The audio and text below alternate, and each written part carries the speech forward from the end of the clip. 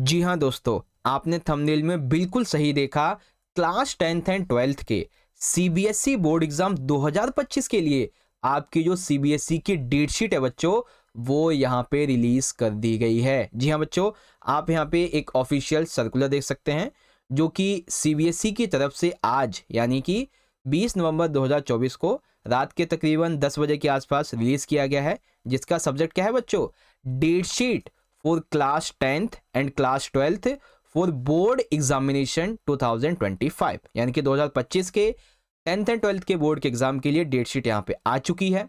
ठीक है, तो आइए बच्चों एक एक करके हम समझते हैं कि आपकी कब कब कौन कौन से एग्जाम होंगे। सबसे पहले देखो यहाँ पे आपकी 10th की डेट शीट दी हुई है। ठीक है, 10th के लिए मैं अलग वीडियो बनाऊंगा, अभी आपके लिए मैं सिर्फ 12th को यहाँ पे समझाने वाला हूँ। ठीक है, तो देखो बच्चों 12th की डेट शीट की जहाँ तक बात रही, जैसा कि आपको मैंने बताया था पहले ही कि आपके मिडल ऑफ फेब यानी कि 15 तारीख से आपके एग्जाम शुरू हो जाएंगे, तो हुआ भी वही है।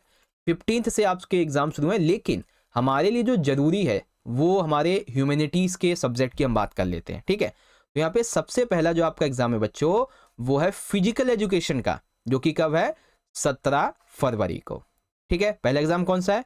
फिजिकल का 17 फरवरी को। नॉर्मली जो है ना पहले इंग्लिश का होता था, लेकिन इस बार फिजिकल का हो गया है। चलिए अच्छी बात है।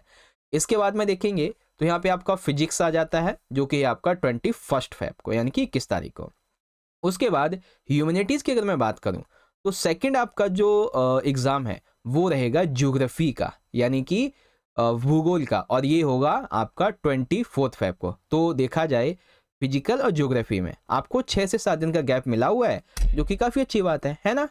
चलो, उसके बाद में केमिस्ट्री आ जाता है आपका, ये होगा 27 फेब को यानी कि 27 तारीख को। बाकी आगे की तरफ हम बढ़ते हैं तो लीगल स्टडीज़ और रिटेल का देख लीजिए, आपका 3 मार्च को पेपर होने वाला है। ठीक है, और फैशन स्टडीज़ की बात करें तो ये आपका जो है वो 6 मार्च को होने वाला है। ओके, और मैथमेटिक्स की अगर हम बात कर लें तो ये आपका जो है वो 8 मार्च को होगा। ओके, फिर यहाँ पे क्लास 12th का जो मेजर सब्जेक्ट है, ठीक है ना, इंग्लिश का, उसका एग्जाम कब है बच्चों? 11 तारीख से। तो अगर मैं आर्ट्स की बात करूं, ठीक है, जिनके पास फिजिकल है और ज्योग्राफी नहीं है और इंग्लिश है, तो भाई आपको तो पूरे 20-25 दिन का टाइम मिल गया। ठीक है, लेकिन ट्विस्ट क्या आया यहाँ पे? इंग्लिश के बाद में ठीक 3 दिन के बाद ही, ठीक है, 11 तारीख के बाद 15 तारीख को, यानी कि 3 दिन के बाद चौथे दिन पेपर है आपका हिंदी इलेक्टिव या हिंदी कोर, जो भी आपके पास में है।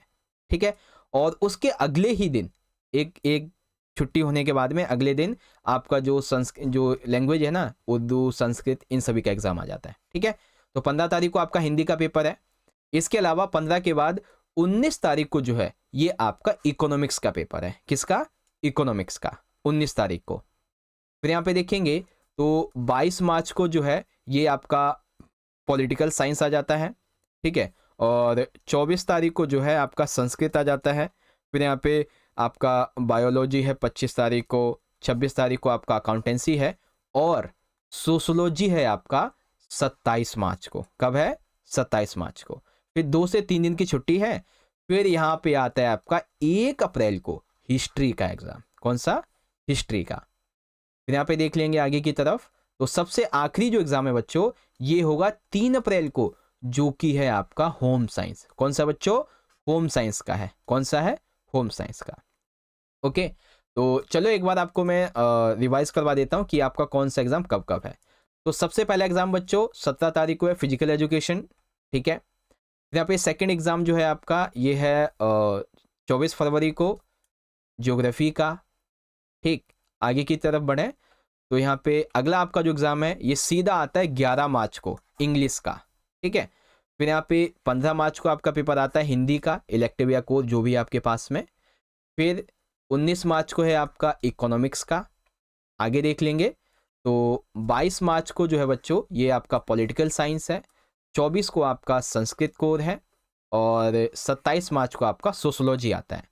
अब सोशोलॉजी के बाद 1 अप्रैल को हिस्ट्री है आपका, और फिर उसके बाद में 3 अप्रैल को जो है ये आपका होम साइंस आ जाता है। ठीक है, तो बस यही थी डेट शीट। आई होप आपको समझ में आ गई होगी। देखिए ऑफिशियल मैंने आपको डेट शीट बता दी है। अब एक चीज़ को बड़े गौर से सुनो, ये तो हुई डेट शीट की बात।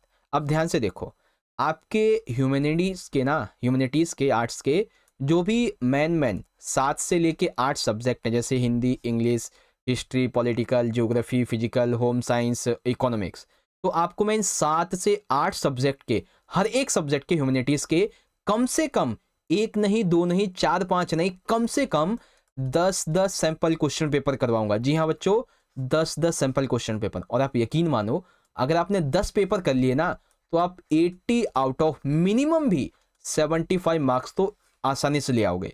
अगर होम साइंस है और ज्योग्राफी है तो 65 भी आसानी से आ जाएंगे, है ना। तो आपको क्या करना है, इन सैंपल वेज की वीडियोस को देखने के लिए सबसे पहले तो आप हमारे चैनल को सब्सक्राइब कर लीजिए और बेल नोटिफिकेशन को ऑल पे सेट कर दीजिए, ताकि जो भी वीडियोस डालेंगे उसकी नोटिफिकेशन आपके फ़ोन पे आ जाया करे।